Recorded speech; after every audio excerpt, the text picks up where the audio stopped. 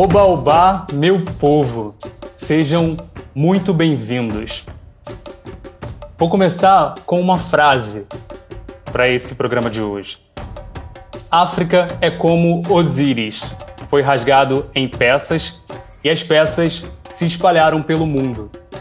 É o nosso dever e obrigação reunir essas peças. Vou deixar vocês, todos nós, com essa frase na cabeça. Enquanto isso, eu vou dar algumas informações, né? Durante mais de 3 séculos, cerca de 11 milhões de pessoas do continente africano foram arrancadas, sequestradas da sua terra natal, para realizar, a gente sabe bem, trabalho escravo. Elas foram levadas, em sua grande maioria, para países do continente que a gente está agora, a América. Países como Brasil, Estados Unidos, Cuba, Colômbia, Equador, Haiti, entre tantos outros, por alguns dos lugares onde a construção dessas sociedades se deu a partir da migração forçada e de mão de obra de trabalho escravo. Mas não só, foi a partir também de saberes, de resistência, cultura e redefinição da identidade desses povos. Hoje eu tenho um prazer enorme de me encontrar com essas pessoas que estão aqui. Entre tantos convidados especiais, eu tenho a Sheila S. Walker, afro-americana, antropóloga e diretora da ONG Afrodiáspora. Sheila, por que é tão necessário a gente falar da diáspora negra? Bom, é tão importante a gente falar da diáspora negra porque somos nós, não? E temos que saber onde estamos no mundo e o que temos feito e o que estamos fazendo neste mundo, porque não podemos confiar ao sistema de educação dos nossos países. Nenhum dos países tem um bom sistema de educação para a gente. Então, é importante primeiro, porque temos que saber a verdade. Quando você falou de Osíris, vou perguntar, e espero que você vai dar a resposta depois, de onde veio essa frase que eu adoro. Mas sim. Temos aprendido muitas mentiras sobre nós, mentiras criadas para desempoderar-nos, porque a nossa história nas Américas, a maioria dos nossos ancestrais viram como pessoas escravizadas. Tem gente que chama de escravos. Eu não falo de escravos, não. Escravos são coisas sem vontade, sem criatividade, sem conhecimento. Então, quando eu penso em todos os conhecimentos que os africanos trazeram às Américas, chegaram involuntariamente, mas com as cabeças cheias de conhecimento. Tudo que eles contribuíram à criação de todas as Américas, desde Chile até Canadá. Então, é por isso que precisamos saber o que é esta diáspora, onde estamos, quem somos, o que estamos fazendo. Perfeito. E a frase, obviamente, temos que dar o crédito, é do Joseph Kizerbo, né, historiador e escritor de Burkina Faso, país da África Ocidental. Eu conheci essa frase através do seu documentário, que daqui a pouco a gente vai falar mais um pouco, mas a ideia do Oba-Oba, desse encontro nosso aqui, é justamente esse, né, a ideia de um chamado, né? Oba-Oba para mim, né? Para mim e para Flávia, que a gente vai conversar um pouco mais depois, é um chamado, é um motivo para conectar pessoas ao redor do mundo, né? Pessoas da diáspora negra. E hoje, no nosso bate-papo, eu vou fazer uma brincadeira que a gente vai da Carolina do Sul até Maricá, aqui no Rio de Janeiro. E as pessoas já conhecem, né? Eu estou falando, além da Sheila, que participa aqui hoje com a gente, eu estou falando, obviamente, da minha parceira, Flávia Vieira. Flávia, queria que você se apresentasse um pouquinho para o pessoal que está assistindo a gente, também para os nossos convidados, e para a gente continuar, e queria que você tentasse resumir em uma palavra ou em poucas palavras, o que é ser negro em diáspora para você. Oba, que alegria estar aqui, que alegria fazer esse projeto acontecer. porque a gente está, talvez, acho que quase um ano, né, Elis, conversando sobre isso, e está nesse momento aqui concretizando isso, é muito bom. Dá um frio na barriga, traz responsabilidade, mas também dá alegria, dá aquela coisa de cumprir a missão, de estar fazendo uma coisa que a gente acredita, e isso é muito bom, é importante. Eu sou Flávia Vieira, sou apresentadora do Se Não Me Falha a Memória, agora também aqui no Baobá. Eu sou roteirista, jornalista, e eu acho que ser... Pergunta difícil essa, hein? Resumir uma palavra, o que é ser negro em diáspora? Eu acho que é busca. A gente está sempre buscando. Eu me sinto sempre buscando, e eu acho que isso que também me fez querer fazer o Se Não Me Falha a Memória. Essa necessidade de dizer que não é assim, não é assim que as coisas aconteceram. De falar que existem pessoas que não foram citadas na história, existem pessoas que são importantes e que precisam ser ouvidas e que precisam falar, existem pessoas que não estão mais entre nós, que precisam ter a sua memória honrada, e existem pessoas vivas que precisam que as suas vozes sejam ecoadas para que elas não sejam só lembradas depois de mortas. Eu quero que as pessoas negras sejam reconhecidas em vida. Eu não quero... a gente não é peça de museu. Não que não seja importante a gente honrar a memória dos nossos ancestrais e dos nossos antepassados, porque são graças a eles que a gente está aqui hoje, podendo falar na internet para quem quiser, mas também é importante a gente não fazer com que se perpetue essa tradição de silenciamento do povo preto ao redor do mundo. É isso.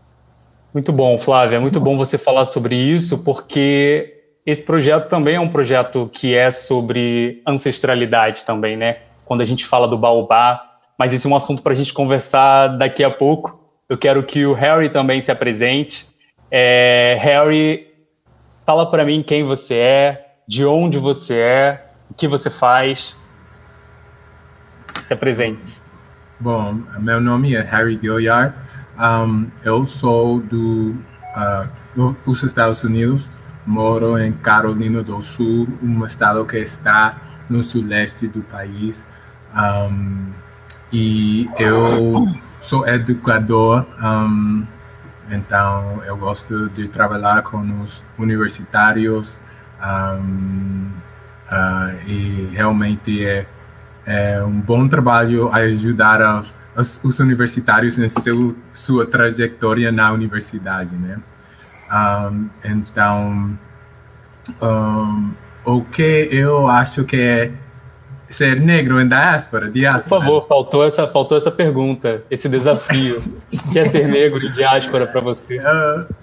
Quando eu penso nisso, eu acho em lutar pelos direitos. Sempre estamos lutando para ser reconhecido nosso país, outros países,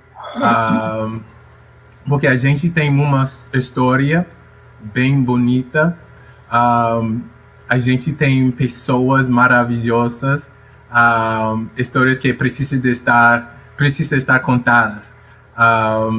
Como eu sou aqui do Carolina do Sul, o suleste do país, nos Estados Unidos, onde no suleste do país a gente tem, ou seja, como o movimento dos direitos dos negros dos Estados Unidos, todo acontece aqui nessa região dos Estados Unidos.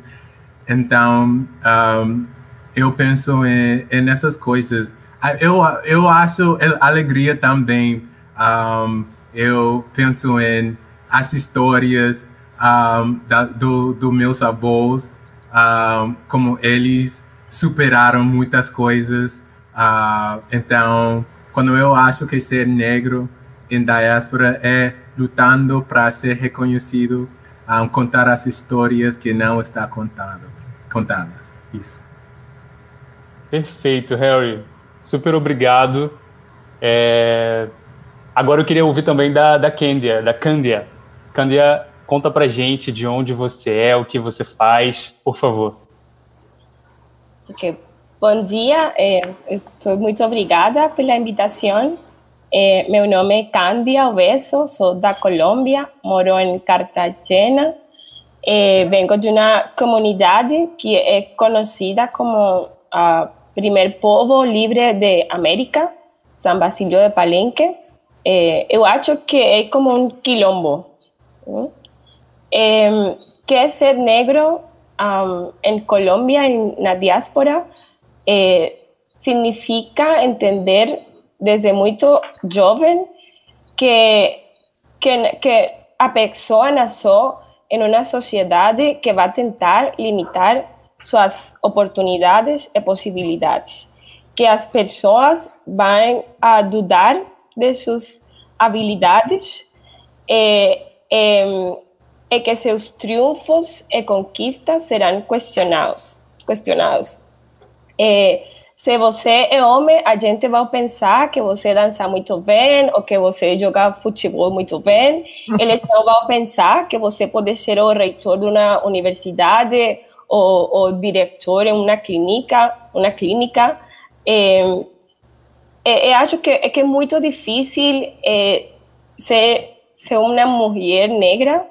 A pessoa... Eu vou pensar que você pode ser uma bailarina, uma cantadora, né? Mas a pessoa não vai pensar que você pode ser uma presidente, por exemplo. Sim?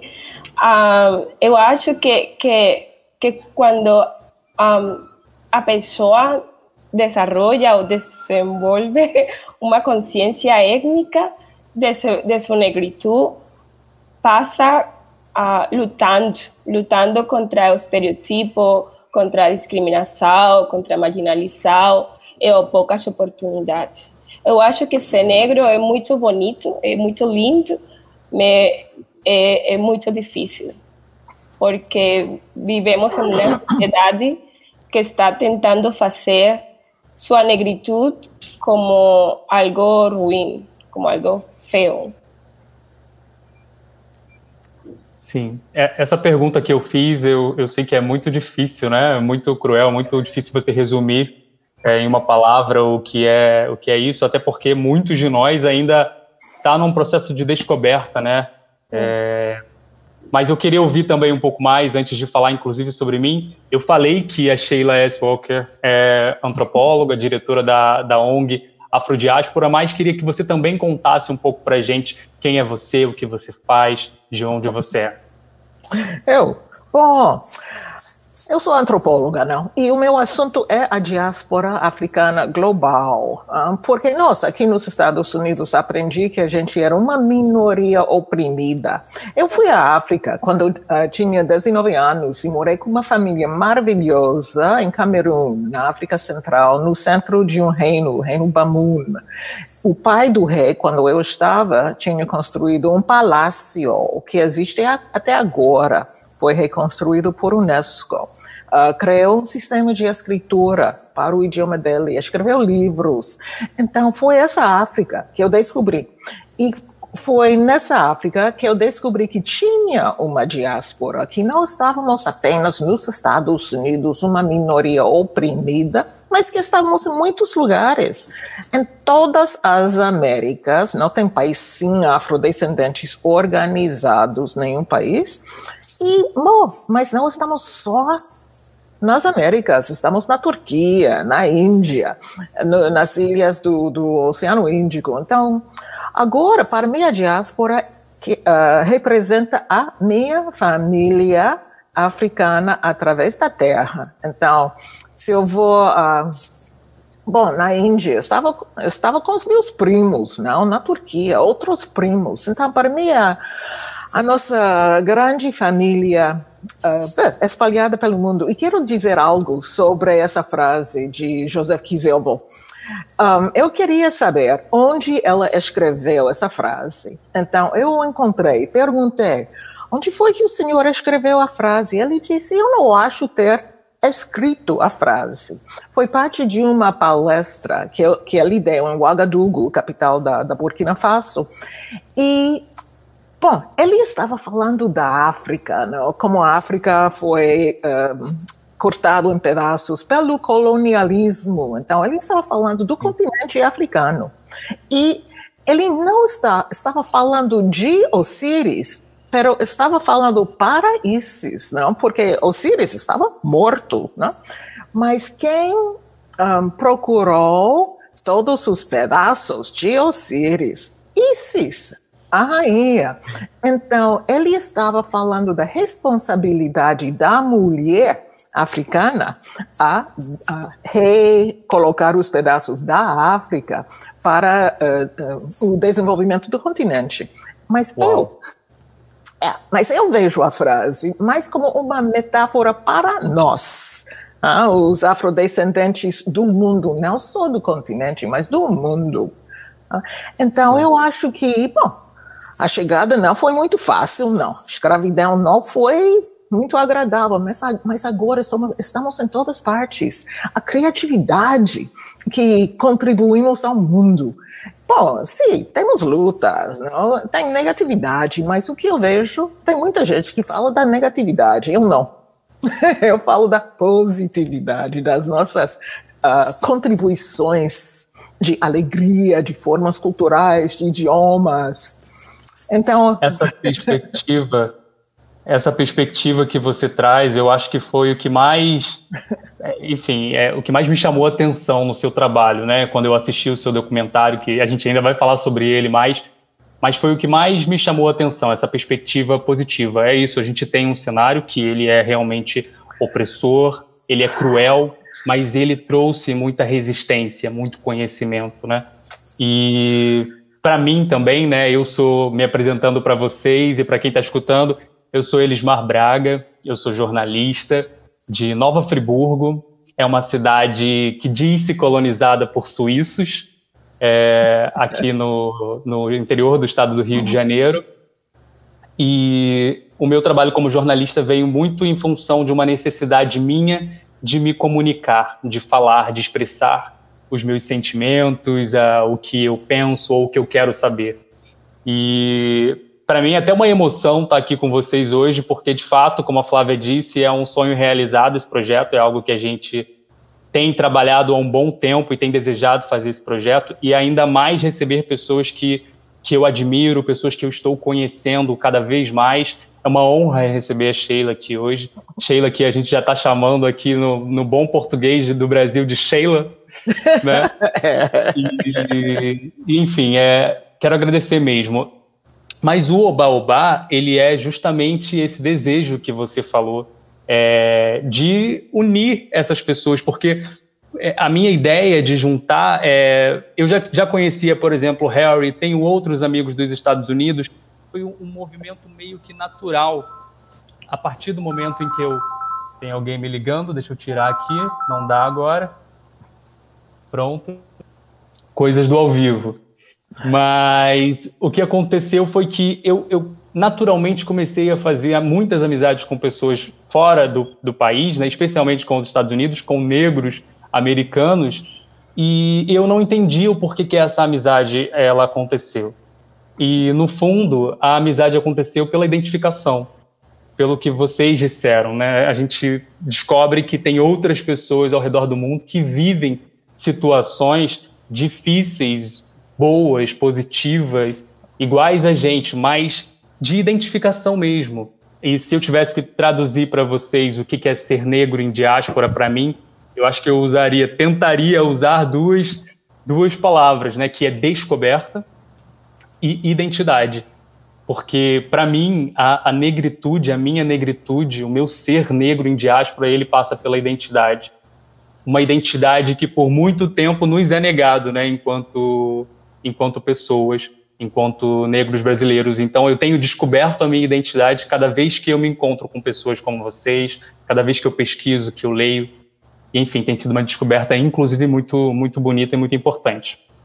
Agora, eu queria falar, então, do seu documentário, Rostos Familiares, Lugares Inesperados, uma diáspora africana global.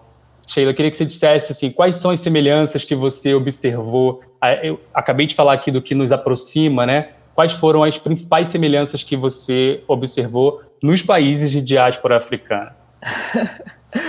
Bom, é interessante estar falando com brasileiros, com uma colombiana, com alguém do sul dos Estados Unidos, da parte mais africana dos Estados Unidos, é dizer Carolina do Sul, onde eu vi tantas coisas que tinha visto na África. Então, quero citar outra pessoa. Você citou Joseph Kizerbo, da Burkina Faso, mas também eu gosto de uma frase, de um refrão, de um poema de Nicolas Guillen, poeta afro-cubano. Sem conhecer-nos, nos reconheceremos. Então, se a gente se conhecer, a gente vai se reconhecer por comer quiabo, por comer feijão fradinho, não, para a nossa forma de dançar. Na Colômbia, eu descobri gente com nomes africanos, sobrenomes africanos, sem saber que são africanos, nomes como Balanta, como Biafara, como Congo. E depois de ter estado na Colômbia, descobri que a minha bisavó indígena se chamava Amélia Congo. Congo como o reino do Congo. Não. Então, essas coisas, não. Eu estava na Colômbia fazendo uma palestra e eu disse, e várias pessoas na plateia disseram, eu não sabia que os colombianos diziam a mesma coisa que nossa gente diz. É negro. É negro. Vem da África, não vem da Europa. Então, a espiritualidade aqui nos Estados Unidos, nas igrejas protestantes tradicionais, tem a transe espiritual. E quando eu vi esse fenômeno, quando tinha 8 anos, eu queria saber o que era. Por que as pessoas se comportam assim? Vejo que o Harry está reagindo, ele conhece. Então, as interpretações que as pessoas me deram aqui nos Estados Unidos vieram só do cristianismo e essas respostas não eram suficientes para mim. Então, quando eu fui a uma cerimônia de orixás na Bahia, vi os mesmos gestos, não? Então eu, ok, agora compreendo. O que acontece nas nossas igrejas vem da África, é mais visível no Brasil. Nos Estados Unidos se diz que é o espírito. No Brasil o espírito tem nomes, não? Se chama Xangó, se chama Oxum. Os orixás. Bom, nós não temos orixás, por razões históricas, lógicas, não? Mas se você vai nessas igrejas, você vai ver comportamentos que vão reconhecer. Tem a mesma origem. Então, para mim, os outros países da diáspora são o espelho para nós compreendermos melhor a nossa africanidade. É isso, perfeito. Eu queria ouvir um pouco mais agora de cada um de vocês, da Flávia, do Harry, da Cândia, da experiência de vocês morando em cada lugar, né? Quais são as dificuldades, porque tem especificidades, né? Se a gente falar dos Estados Unidos, do Brasil, da Colômbia, quem se atreve a começar? Primeiras visitas, Cândia, Harry. Primeiras visitas. Então vou apontar, hein? Vamos lá, Harry. Até porque a Flávia, a Sheila, na verdade, comentou algo que é bem importante de destacar, né? A Carolina do Sul é um lugar muito emblemático da luta pelos direitos raciais, né? Então, como é a sua experiência, Harry? O que você viveu na tua infância que você destaca nesse sentido, né? De ser uma pessoa negra num lugar onde isso muitas vezes trouxe muitos problemas e muitas lutas, até hoje ainda traz, né? Bom, eu posso falar sobre isso. Então, eu sou do Carolina do Sul, mas eu sou da roça, não sou da cidade, me entendeu? Então, quando a gente fala sobre a africanidade do Carolina do Sul, aqui a gente tem uma cultura que se chama o Gullah Geechee. E essa cultura é da África. Basicamente, quando os escravos vêm para a África, eles podiam preservar suas culturas e seu idioma. Basicamente, parte da sua idioma e parte do inglês. Fazer um crioulo, isso. Também. Então, como eu sou daqui, essa é parte de mim, da minha família, mas depende, o mais perto que você mora, perto do mar, a cultura é mais forte, me entendeu? Que os que estão no interior do estado. E essa cultura do Gullah Geechee, e não só em Carolina do Sul, a maioria em Carolina do Sul, mas um pouco em Carolina do Norte e em Geórgia, e um pouco mais no norte da Flórida. Então, é a costa, me entendeu?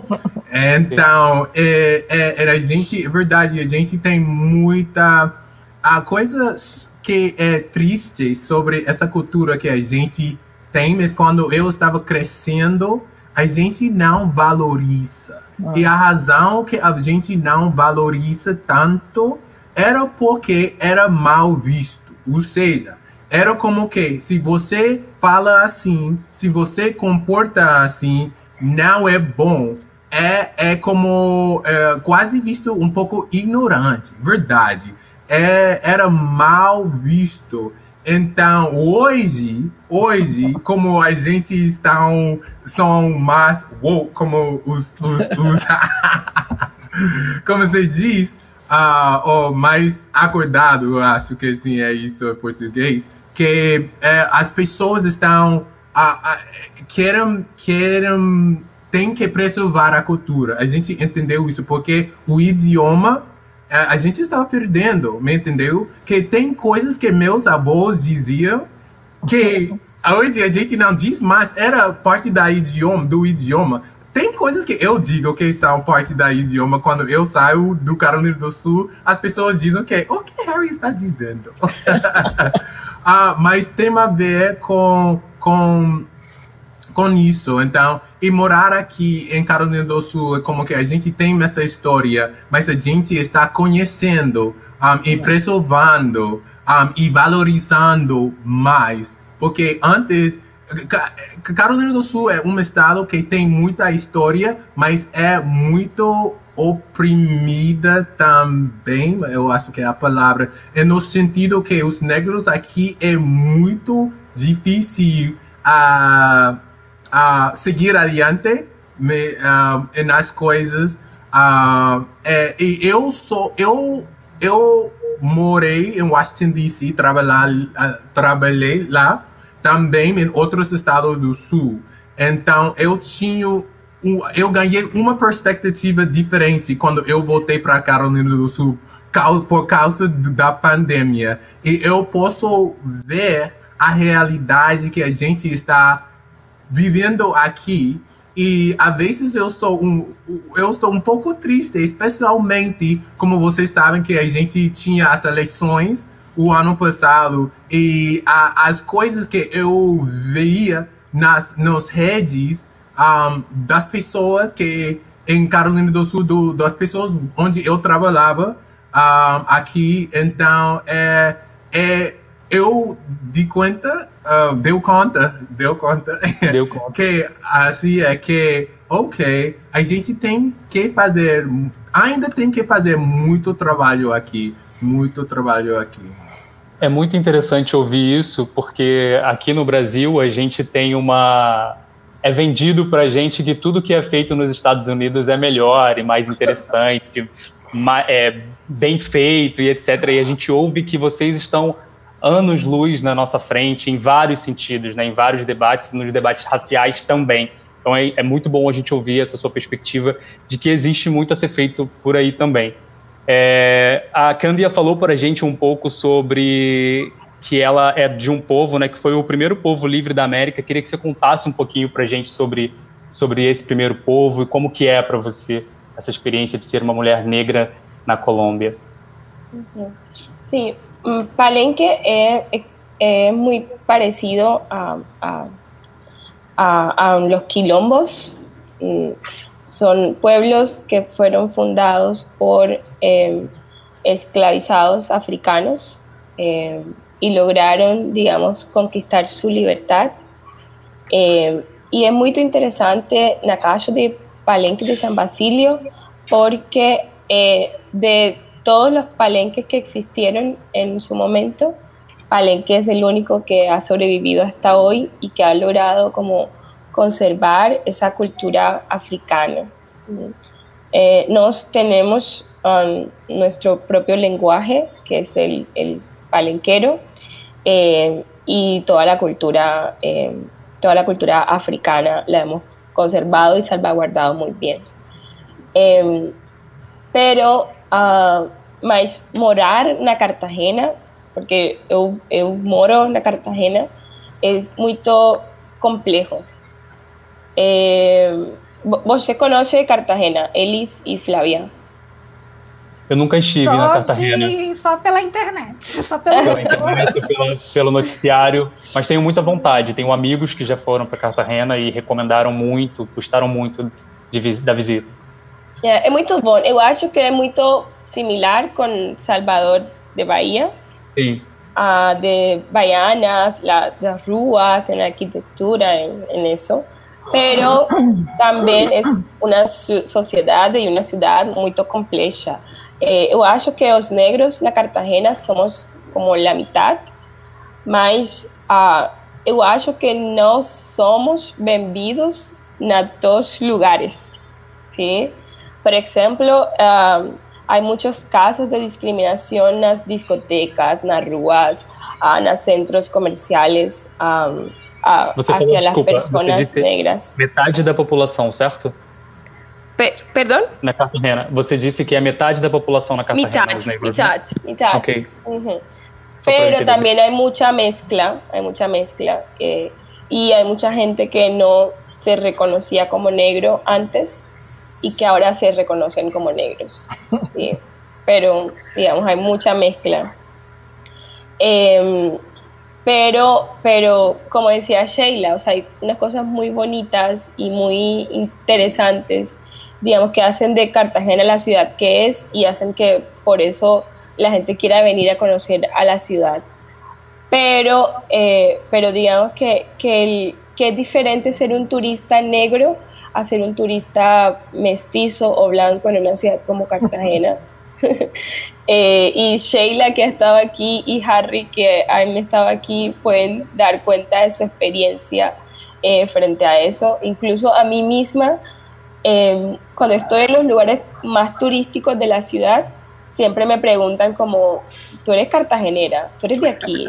Sí, ellos piensan que yo o soy de Estados Unidos, o soy de Brasil, o soy de Cali. Menos de Cartagena. Menos de Cartagena. Y es muy interesante y, digamos, antes me daba como mucha rabia y ahora creo que lo manejo un poco mejor y es, digamos, cómo es una mujer negra cartagenera. ¿Por qué yo no puedo ser una mujer negra cartagenera? ¿Por qué tengo que ser de otra parte, por ejemplo? Sí. Sendo principalmente 50% da população, né? Principalmente por essa razão. Correcto. E por várias razões, né? Mas essa é uma delas. Yeah. Entonces, Cartagena es una ciudad que eu acho que resiste muito sua negritude no dia a dia, mas se usa para beneficios económicos, por turismo, promoción turística, pero es difícil, eu acho que es muy difícil ser una persona negra na Cartagena. Hay mucho racismo, mucha discriminación, mucha marginalización también. Y ahora hay mucho más reconocimiento en las personas dicen que ellos están orgullosos de ser negros, pero falta muchas políticas públicas y muchas más, digamos, espacios para hacer ese reconocimiento de la negritud de una forma concreta y mejor, y no solamente para fines turísticos. Perfeito. Muitas vezes parece que a gente está falando em espelho, né, Flávia? Queria que você nos representasse. Sem dúvida. Parece que a gente está ouvindo um brasileiro falar. Isso é interessante. Ouvindo a Cândida falar, eu fiquei pensando muito do que a Sheila falou sobre estarmos em família e como os nossos relatos e as nossas experiências, elas se intercruzam, né? Falar de ser negra hoje no Brasil, no Rio de Janeiro, em Maricá, para mim me traz uma perspectiva do tempo, porque eu preciso dizer sobre ser mulher negra de 38 anos, porque eu fico pensando, eu tenho que botar em perspectiva, porque, por exemplo, eu fui criança numa época aqui no Brasil, que quando a gente ligava a televisão pela manhã, tinha uma mulher loira, cercada de meninas loiras, e brincando, dançando, e todo mundo queria ser a menina loira que estava ali no palco. O imaginário das meninas, na época em que eu fui menina, era esse. E hoje eu tive a sorte de conversar com criadores de um desenho infanto-juvenil que está na internet, que é um menino negro fazendo musicais. Então, hoje, pela manhã, eu conversei com os criadores desse desenho. Então, eu acho que tem que pôr em perspectiva. Uma menina negra hoje, uma criança negra hoje no Brasil, ela vai ter uma série de ferramentas que eu não tive. Mas, por outro lado, eu nasci na década de 80, e na década de 80 tinha uma mulher aqui no Brasil chamada Lélia Gonzalez, que estava lutando por coisas pelas quais eu desfrutei hoje. Foi muito natural para mim terminar o ensino médio e entrar na universidade, porque a Lélia precisou, talvez, ser colocada trabalhando como empregada doméstica e ter dito que não, meu lugar não é aqui, eu quero ir para a universidade. Então, é muito em perspectiva. É saber que antes de mim, lá em 1856, tinha uma mulher negra escrevendo o primeiro romance escrito por uma mulher no Brasil, que é a Maria Firmina dos Reis. Então, eu olho tanto, eu tento sempre olhar aquilo que eu preciso conquistar e brigar todo dia, porque eu acho que é minha obrigação e meu dever, a minha tarefa aqui hoje, agora, é deixar um mundo melhor do que eu encontrei, porque eu encontrei o mundo que eu encontrei, porque as mulheres que vieram antes de mim tiveram como tarefa deixar para mim um mundo melhor do que o que elas encontraram. Então, para mim, é viver isso, é olhar para as conquistas e aquilo que eu posso aproveitar, que eu posso viver, e lutar e trabalhar para deixar um legado melhor para as que vierem depois. Para mim é isso, ser mulher negra em Maricá em 2021, tendo 38 anos, para mim é isso. Ai, muito bom. Nossa, como é bom ouvir vocês. Eu, teoricamente, sou o mediador aqui da nossa conversa e eu deveria falar super bonito, ter um texto super redondo, né? Mas falar de negritude, para mim, é algo que mexe com emoção, sabe? É algo que eu não consigo fazer um texto bonito, eu só consigo falar aquilo que me vem da emoção mesmo. E por que eu falo da emoção, né? Porque a minha negritude está muito relacionada com a relação que eu tinha com o meu pai, que era pessoa negra, né? Porque ser negro no Brasil na minha perspectiva, filho de uma mulher branca e de um homem negro, é crescer com muitos obstáculos, né? Muitos desafios de se entender enquanto uma pessoa negra no Brasil. Porque em alguns espaços você é negro, em outros você não é, mas a realidade do país é um número que todos nós conhecemos bem, né? A cada 23 minutos, um jovem negro é assassinado no Brasil. E esse é um dado que eu não consigo falar isso sem me emocionar, sem achar que eu tenho que fazer algo, como a Flávia disse, né? Por isso, eu vim morar no Rio de Janeiro há 5 anos atrás e eu acho que foi quando eu despertei para o Se Não Me Falha a Memória e para os projetos que eu tenho trabalhado hoje. Porque morar no Rio de Janeiro é tipo... E aí, respondendo a minha própria pergunta, né, ser negro no Rio de Janeiro... Morar no Rio de Janeiro é a gente acordar todo dia e ver a notícia de que uma pessoa negra foi morta, né, na favela. E torcer para que você não esteja num lugar onde você possa ser alvo da polícia, onde as pessoas não tenham medo de você na rua. Então, assim, é algo que é muito doloroso muitas vezes, né? E aí, por isso, eu acho que eu despertei, né? Por isso eu tô falando que é muita descoberta. Não que eu tenha despertado a minha negritude agora, que a minha negritude eu despertei com 10 anos de idade, quando eu virei para os meus pais que queriam cortar meu cabelo e disse assim, eu não vou cortar mais o meu cabelo, eu gosto dele assim. Então o processo da minha negritude foi desde a infância até hoje, mas a questão social, né, enquanto um adulto, acabei de fazer 30 anos de idade, né, olhar para essa realidade que a gente vive, é necessário fazer alguma coisa, né? É necessário unir pessoas como vocês e para conversar e para espalhar essa informação e essa nossa identidade para que a gente tente formar como a Flávia disse, uma geração que viva experiências menos dolorosas. Tentei falar sem emoção, gente, não sei se funcionou. Não. Não funcionou. Não, era impossível. É impossível. Mas eu posso... Por favor, Kendia. Que voy a hablar en español, lo siento. No hay problema. Pero, digamos, lo que dice Flavia tiene mucho sentido porque, exacto, es poder dejar el mundo un poco mejor de lo que los encontramos.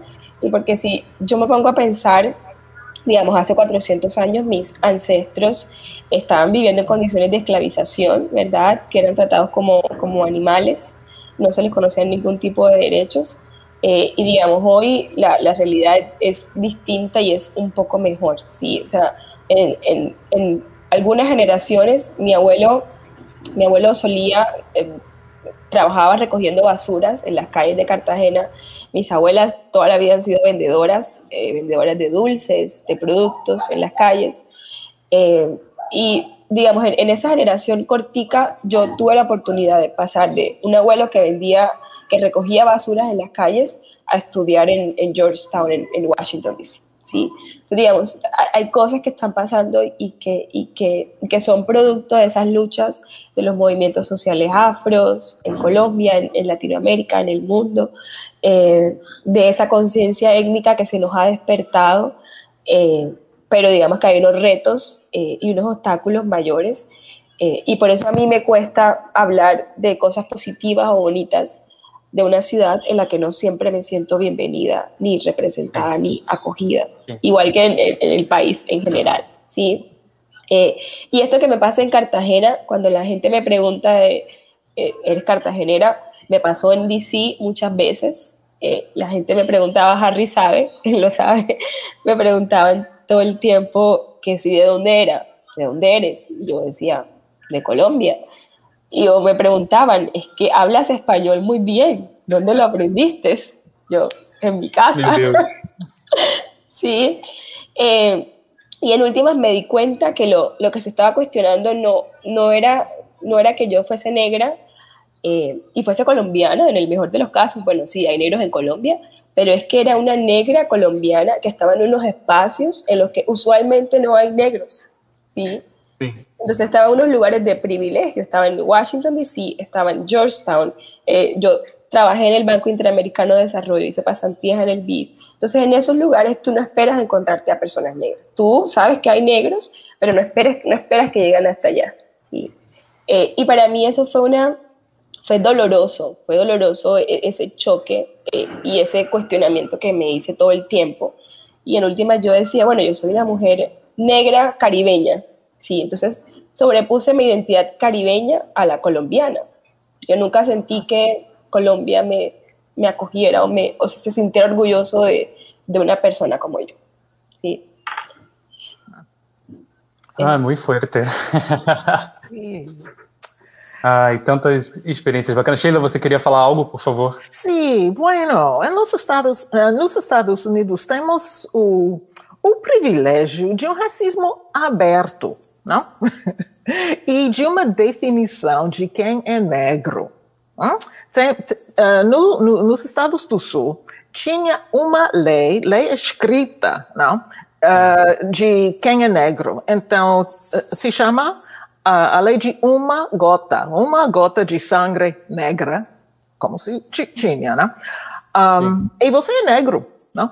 Então, essa loura da televisão, se tinha uma gota, não, uma bisavó negra, era negra, segundo a lei.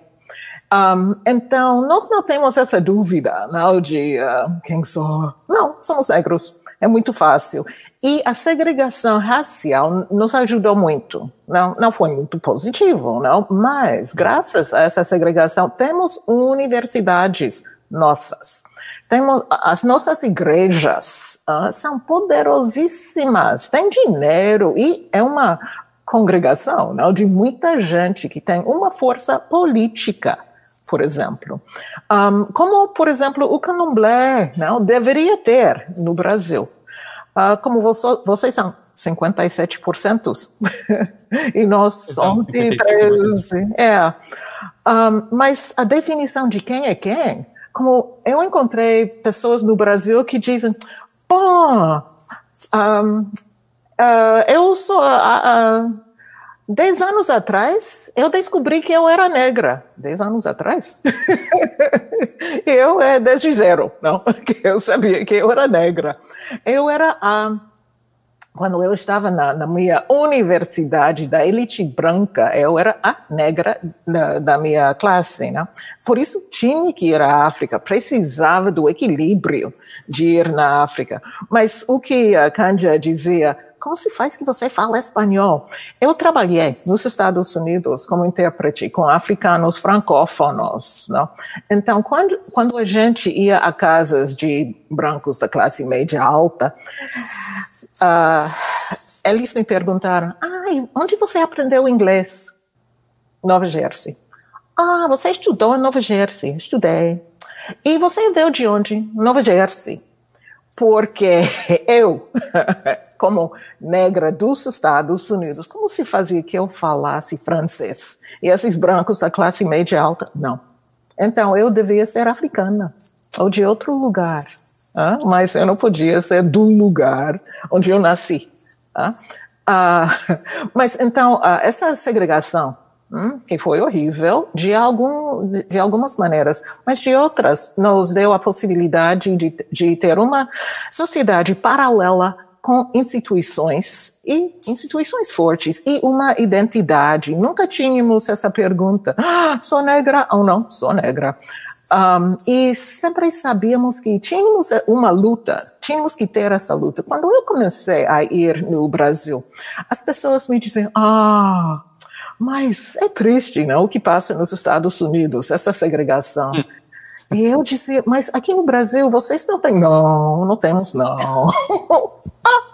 E então eu disse, mas quando eu estou no avião, eu não vejo negros, não? Quando eu estou no bus executivo, não vejo negros. Quando eu estou no bus do povo, só negros.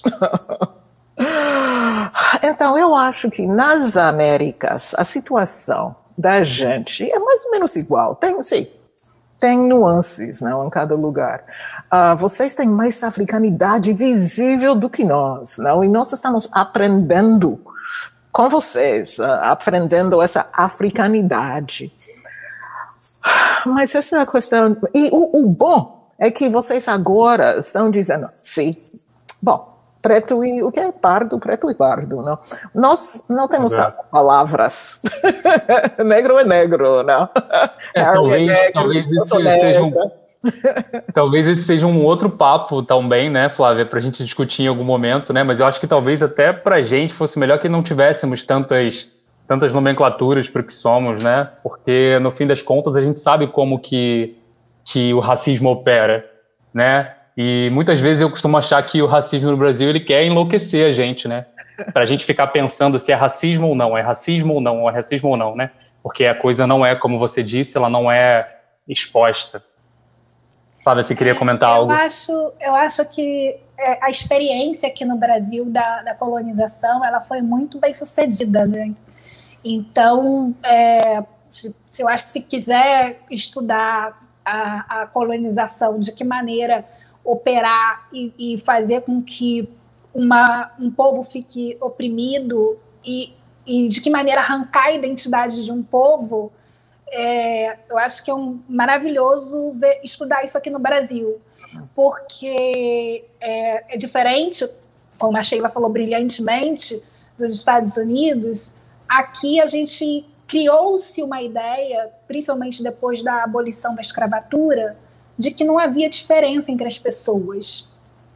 E para essa ideia ter sucesso, criou-se uma competição entre os próprios negros. Então, o racismo aqui ele opera de uma maneira fenótipa, né, pela aparência. Quanto mais clara é a cor da pele, mais privilégio as pessoas têm. Então, obviamente, ninguém vai querer ser negro nesse país. Ser negro no Brasil é sinônimo de coisa ruim. É se colocar num lugar onde ninguém quer estar, onde tudo de negativo é associado. Então, quanto mais clara for a sua pele, mais chances você vai ter e maior possibilidade. E quando a gente entende que a gente está brigando com os nossos, quando a gente finalmente entende que a questão não é o quão negro o outro é, e sim, somos todos negros, e o que a gente vai fazer a respeito em relação a essa opressão, a gente começa a virar esse jogo, porque o debate é outro, né? Aqui no Brasil a gente tem esse debate do colorismo. Eu sempre digo assim, as pessoas estão morrendo, esse debate é importante, mas ele não é o mais urgente. E eu tive muita sorte, porque meus pais se conheceram no movimento negro, então eu nunca tive dúvida de que eu era negra. Assim, os meus pais já estavam ali trabalhando para que, como se diz, para que eles... A semente deles estivesse plantada. Eles se conheceram naquele lugar onde as pessoas estavam trabalhando para que não tivesse mais discriminação racial no Brasil. Então, quando eu nasci, eu não tive... Não que eu não tenha sofrido racismo, não que eu não tenha desejado, em algum momento, negar a minha identidade. Eu fui criança, eu fui menina. Tem horas que eu brilho com o meu cabelo até hoje. Tusta na televisão. Sabe, é isso, assim, né? Tem dias que eu brilho com o meu cabelo até hoje. Hoje ele tá lindo, assim, sabe? Acordei, penteei, ficou bonito, mas tem dia que eu não consigo arrumar e que eu fico chateada, assim, enfim. Mas é muito perverso o que acontece aqui. E eu acho que... E eu fico pensando que a gente está vivendo um tempo, por outro lado, apesar da pandemia, apesar da gente estar com um governo horroroso que quer destruir todas as conquistas que nós tivemos até aqui, quer negar a nossa existência, quer reescrever a nossa história, a gente vive também um momento muito positivo de tomada de consciência, de tomada de responsabilidade, de dizer que tem uma empresária brasileira, que há muitos anos eu li uma frase dela numa entrevista que ela deu, que escolheram para estampar a entrevista, que era: não vamos voltar para a cozinha, porque o que mais querem aqui no Brasil é colocar a gente de novo na cozinha, como a Cândia falou, não querem que a gente ocupe os espaços de poder. Aí ela fala assim, não se espera, eu acho que é mais do que isso, não querem perder os próprios privilégios. E aí eu fico pensando sempre que não tem como voltar para trás. Eu li um livro, deixa eu ver se ele não está aqui perto da minha mão, não. A palavra é acostumem-se. Eu li um livro que eu recomendo para vocês, e que se chama Água de Barrela, da Eliane Alves Cruz, que ela é uma brasileira, que ela conseguiu remontar a história da família dela, desde essa partida da África até meados do... Até chegar a ela, né? Até os pais dela, que é ali meados do século XX. E tem muito do que a Cândia falou, por exemplo, tem muito do que a Sheila falou, muito do que o Harry falou, de família. E teve uma coisa que tem um momento no livro que eu acho que é muito especial, que a bisavó dela fala assim: eu vou lavar toda a roupa de todas as casas de Salvador, mas eu vou ser a última mulher da minha família que vai trabalhar lavando roupa. Então, é muito potente isso, sabe? E foi um plano. Se hoje eu estou aqui, se hoje eu sou jornalista, se hoje a Sheila é antropóloga, o Harry é professor, o Elise é jornalista, a Candy, qual a sua profissão? Jornalista também. A Candy é jornalista também. Foi um plano, sabe? Não foi porque deixaram. Então, eu acho que isso é tudo que a gente é resultado de luta, de batalha dos nossos. Então, isso a gente não pode, não é pouca coisa, não é por acaso, não é à toa. Isso é muito potente, isso é muito poderoso. Então, é isso. Oprime-se tanto a gente porque sabem da força que a gente tem. E a gente não vai retroceder. Isso me lembra muito o trabalho que a Sheila fez no documentário, que inclusive eu quero recomendar para todo mundo assistir. Vou pegar aqui o título de novo para falar bem bonitinho para todo mundo. Deixa eu pegar, vamos lá. Rostos familiares, lugares inesperados, uma diáspora africana global. Porque fala disso também, né? Fala desse povo que tem resistência, que se reinventa, que a Flávia acabou de dizer, né? Se não fosse essa característica nossa de resistência, de trabalho, a gente não estaria ocupando esses lugares, porque todo o sistema é criado para que a gente faça exatamente o contrário, né? Para que a gente esteja num outro lugar. Olha, eu estou realmente muito feliz de falar com vocês. Eu já queria um pouco encaminhar para um final, mas queria saber de você, Sheila. Você acha que talvez um caminho para um lugar mais justo para negros e brancos, né? Falar de fim da questão racial é muito difícil, né? Mas um caminho para isso seria também algo que você fala no seu documentário, a união dos povos da diáspora africana? Bom, eu estou achando que o nosso povo da Terra, primeiro, está se conhecendo, não? Porque antes os povos pensaram que estavam isolados uns dos outros. Agora não. E eu acho que a morte de George Floyd foi importantíssimo para a nossa união, porque na França houve um caso muito parecido. Austrália, um caso muito parecido. O Beto, no Rio Grande do Sul, muito parecido. Então, sim, estamos percebendo que temos essas coisas da opressão, né, dessa história da opressão em comum, mas não só. Não só. Sim. Também as contribuições, a alegria. Se pensamos no que a inteligência africana aportou às Américas, não, a metalurgia de ouro, de ferro nas Américas veio da África, a agricultura. Por que vocês comem quiabo, caruru, essas coisas, não? É africano. E então, se percebemos as nossas semelhanças, é uma boa base, um bom fundamento, né, para a nossa união. Eu acho que está acontecendo, e é forte, e é maravilhoso, e podemos viajar e ver-nos, e agora é interessante, não?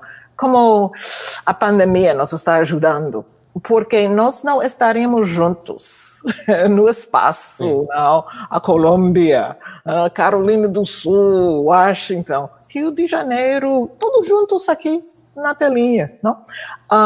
Então, eu acho que sempre achamos uma maneira de conhecer-nos e de unir-nos, e eu acho muito positivo, e acho que é um momento muito propício agora.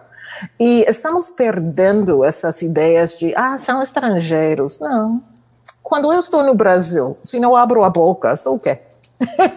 Brasileira. Sim, na Colômbia é igual, na Índia.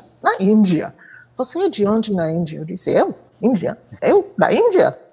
Tem gente com o cabelo. Não, na Índia. Isso, sim. Então, eu adoro esse documentário meu porque mostra, gente, adoro ouvir as reações das pessoas quando dizem, mas essa senhora, mas parece com minha tia, ela é de onde? Da Colômbia, da Índia, da Turquia? Como minha tia, como aconteceu? Africanos na Terra. Eu fico feliz de saber que, de alguma forma, o Oba-Oba, né, esse projeto, que é esse encontro, esse chamamento, é, de alguma forma, uma forma mesmo de fazer com que esses encontros aconteçam e que a gente possa se conhecer, se falar, não se falhar, se falar, se conhecer, divulgar o que a gente passa. Eu acho que quando a gente fala sobre quem somos nós, né, a gente conhece muito o outro também, a gente se olha. E eu queria compartilhar com vocês um pouco uma curiosidade que a gente falou antes de começar o nosso encontro, que é a respeito do nome do Oba-Oba, né? Por que Oba-Oba? Quando a gente estava pesquisando, a gente veio muito essa coisa da ancestralidade, né?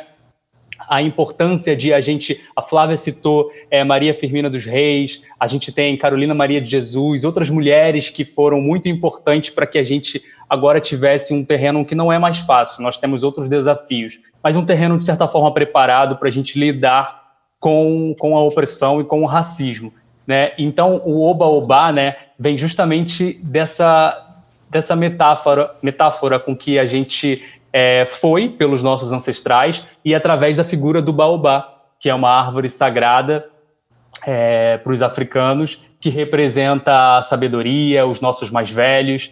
E tem uma outra brincadeira também, que a gente aqui no Brasil, a gente tem esse hábito de usar oba para uma expressão de alegria, faz parte da palavra, né? Oba! Não é um hábito. A Flávia, que é professora de português, vai me informar melhor. Mas é justamente isso, né? Oba é uma palavra para a gente expressar alegria. Tem até uma brincadeira, né? Tem gente que usa oba-oba de um jeito meio pejorativo, né? Tava no oba-oba, quer dizer, tava na boa vida. Mas aqui pra gente o significado é só de um chamamento mesmo, de um olhar para as nossas raízes, para as nossas características, para a nossa identidade.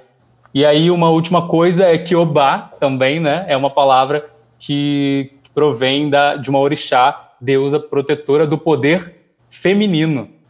Então eu acho que a gente tem um terreno muito auspicioso, muito bom, para a gente poder falar sobre as nossas questões, sobre nós. E a partir disso, eu queria já encaminhar para o nosso encerramento e queria ouvir de vocês, de cada um. Eu não estou vendo a Cândia, acho que ela deve voltar em algum momento, mas dizer para vocês, assim, para encerrar, quem é a personalidade, alguém que inspirou vocês, né, na vida, sobre as questões, enfim, sobre questões diversas, né, não só sobre questões raciais. Quando a gente fala de olhar para trás, né, é tão importante a gente reconhecer quem veio antes da gente, quem veio antes de vocês e quem inspira vocês. Uau! É uma pergunta difícil, né? Tanta gente! Bom, se eu penso no intelectual, penso em Du Bois, que era dos Estados Unidos, não? E que escreveu tantos livros, e que era intelectual ativista. Não só intelectual, de biblioteca, de sala de aula, mas ativista. Então, essa denominação de intelectual ativista me atrai. Então, ele é um dos meus ídolos. Mas tem tanto, Cheikh Anta Diop, do Senegal, não? Que primeiro falou da relação entre Egito e o resto do continente africano, por exemplo. Todas essas ialogias da Bahia, não, mas ela adorava ela, por exemplo. Não? Então, não é só homens, não, tem mulheres também. Sim. Acho que a ideia é que a gente possa divulgar esses nomes, falar mais das pessoas, para que isso fique na nossa cabeça e que mais gente conheça, né? Quantas pessoas hoje nesse programa a gente já não conheceu? E acho que isso é uma experiência bacana. Harry, quem você diria que é para você? Aliás, isso, só um parênteses, essa minha vontade de falar sobre esse assunto veio muito de algumas conversas que eu tenho com o Harry. O Harry diz que nos Estados Unidos vocês têm, me corrija se eu estiver errado, Harry, vocês têm um hábito de ter um mentor na vida de vocês. Uma vez o Harry, que é um amigo pessoal meu, me perguntou: Elismar, quem é o seu mentor? E eu não soube dizer para ele quem era essa pessoa. E depois, algum tempo depois, eu percebi que talvez era importante ter essa pessoa. Enfim, deixa o Harry dizer quem é o dele. Então, quando eu penso em alguém, eu vou dizer duas pessoas que têm uma influência. Então, vou primeiramente sobre o Martin Luther King, essa luta que ele fez, porque eu sei que por causa dessa luta aqui nos Estados Unidos, eu tenho a oportunidade de ir às universidades, de viajar pelo mundo, aprender idiomas, conhecer pessoas das diferentes partes do mundo, coisas que meus pais, pessoas, porque eu moro na roça, eles não achavam que eu ia poder fazer, porque não é normal, me entendeu? Então, é uma pessoa, e depois vou dizer minha avó, porque ela era trabalhadora, e eu sei que ela lutava para assegurar que a família ela tinha 9 filhos, me entendeu? Ela cresceu na roça, sim, claro que sim, tinha meu avô, mas ela me disse uma história sobre quando ela estava trabalhando com um homem e com outras mulheres da comunidade, e para receber o pagamento, o homem disse para ela que ela tinha que ficar ou ir parte da casa onde fica o cachorro. E nessa parte tem muita, sabe, as coisas do cachorro, né? Com muita coisa. Minha avó disse que eu não sou uma cachorra. Eu não vou assim, mas suas amigas dizem que sim, porque elas queriam o dinheiro. Mas ela disse que ela não ia ir lá, porque ela não era uma cachorra. Então ela saía sem pagamento, mas é como essas histórias das pessoas na minha família, quando eles enfrentam coisas, e às vezes, porque minha família não gostava de falar sobre essas coisas, né?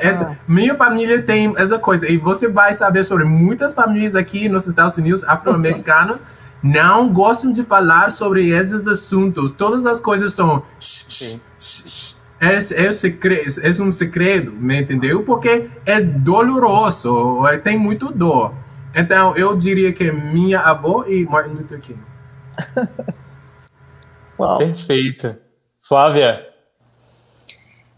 Eu tenho muita gente, mas eu vou escolher duas mulheres que eu acho que me inspiram e eu considero assim, são para elas que eu olho quando eu penso na Flávia profissional. A minha tia Lúcia, que morreu quando eu tinha 14 anos, e faz uma falta enorme, porque toda vez que eu consigo alguma coisa, a primeira coisa que eu penso é: tia Lúcia ficar orgulhosa. Ela era muito obstinada no trabalho e é realmente uma mulher inspiradora, assim, em tudo que ela conquistou. Ela era enfermeira, nutricionista, e quando ela se formou em nutrição, eu devia ter uns 9 anos, assim. Então eu lembro da formatura dela, e foi com ela que eu aprendi a cozinhar. Eu lembro que ela ficava na cozinha e eu ficava ali do lado dela. Então é uma pessoa que é espiritual, assim, é uma pessoa que eu sinto comigo, apesar de já ter partido. E outra mulher para mim é Shonda Rhimes. Enquanto roteirista, é para quem eu olho, assim, toda vez que eu acho que tá difícil, que não vai dar, eu falo assim: isso ainda tem que trabalhar muito, sabe? Porque o seu parâmetro, o seu sarrafo tá por ali. Então não desanima não, porque você ainda tem que queimar muita lenha. Estou ansioso para ver as séries da Flávia Vieira no Brasil. Amém. Virão, né? Esse ano sai a primeira, não é uma criação minha, mas a primeira que eu trabalhei nos roteiros, mas virão outras. Então, estou trabalhando para isso. Amém. Perfeito.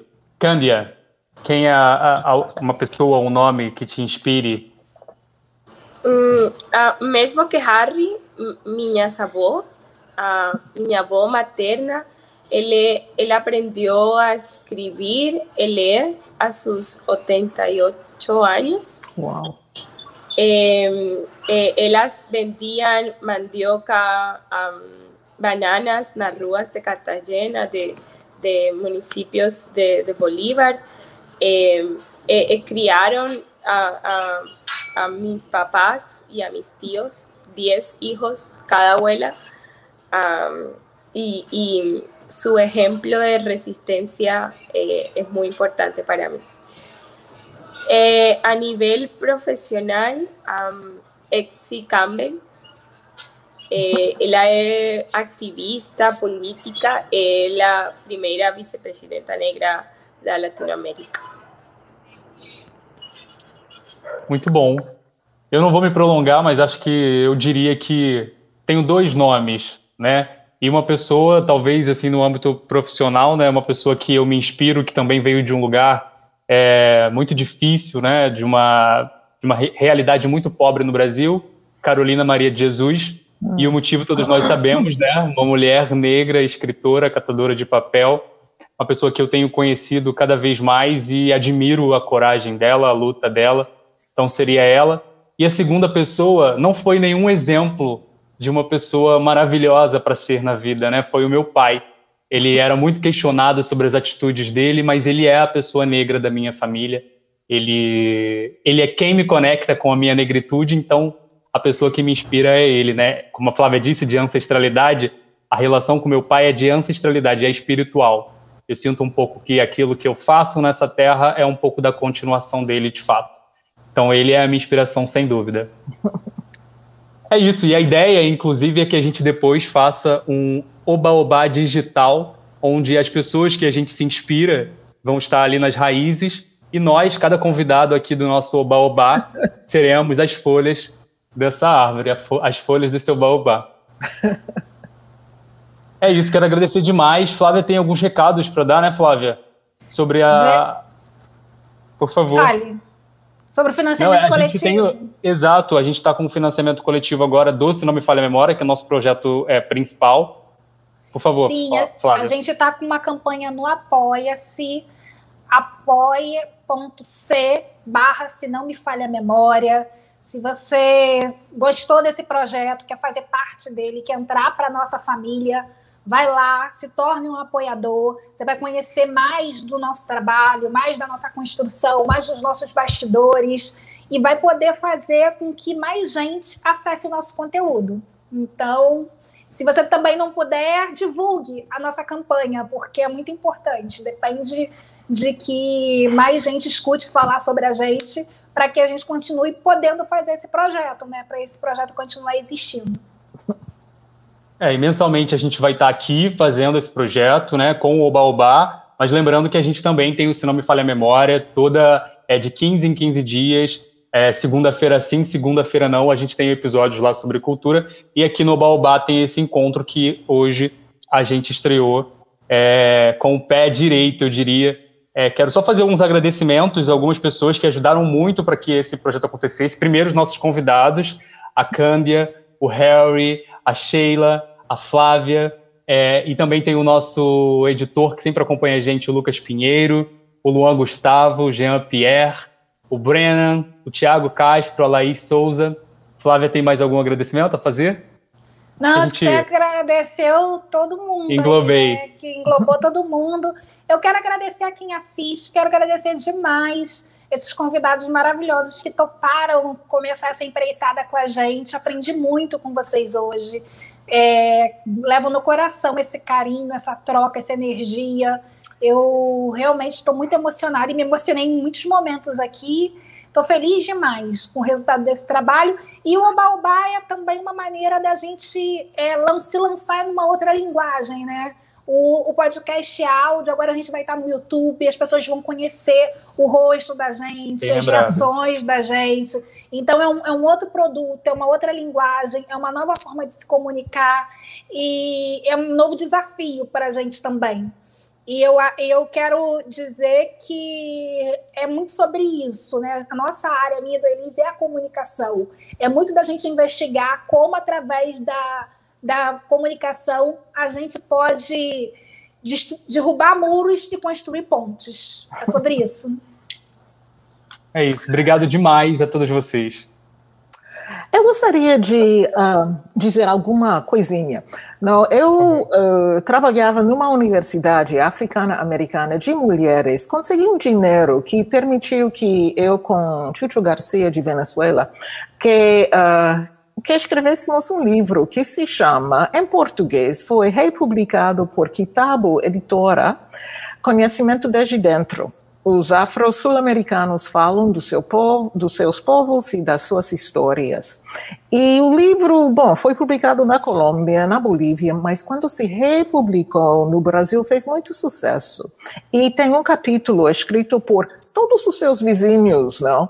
Que existam ou não. Argentina, Bolívia, Paraguai, Chile, onde todo mundo sabe que tem muitos negros, não?